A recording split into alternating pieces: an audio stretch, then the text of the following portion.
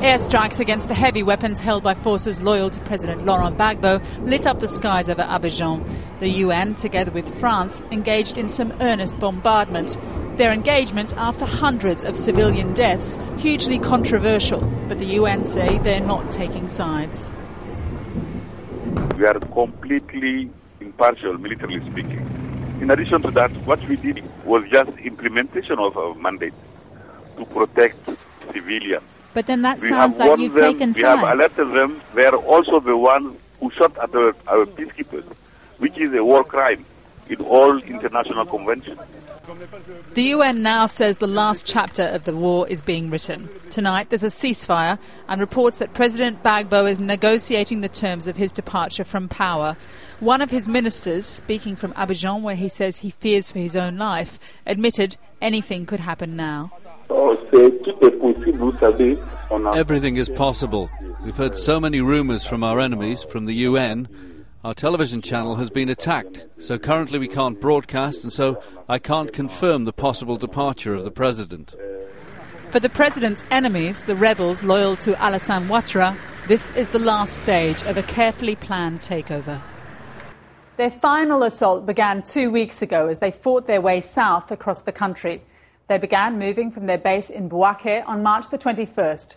800 people were killed when they arrived in the western city of Duekwe a week later. Quickly, the administrative capital Yamoussoukro and the main port San Pedro fell before they launched their offensive against the president's seat of power, Abidjan. Today, the city's streets are largely empty, except for soldiers and their hardware. But Abidjan was once the Paris of Africa, with its five-star hotels, nightclubs and prosperous economy. It was a symbol of West Africa's most successful nation, genteel, even rich.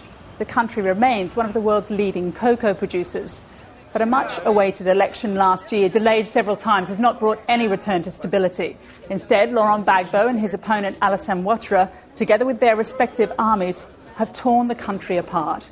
The UN declared that the former IMF economist and Muslim leader Ouattara won the election outright, but the incumbent, Gbagbo, refused to step down. The Sorbonne-educated Catholic University professor who fought the election under the slogan, "We win or we win," has held his people captive to his own unflinching ambition. They've capitalised on existing divisions to maximise the sense of threat and spread insecurity. The south is comparatively rich, and in Gbagbo's terms, more truly Ivoirian, unlike the mainly Muslim north, where people from neighbouring countries migrated to participate in the Ivory Coast's good times. Cue fighting along ethnic and religious lines. It's reported Ouattara's rebels killed 200 people and put them into a mass grave in Duekwe.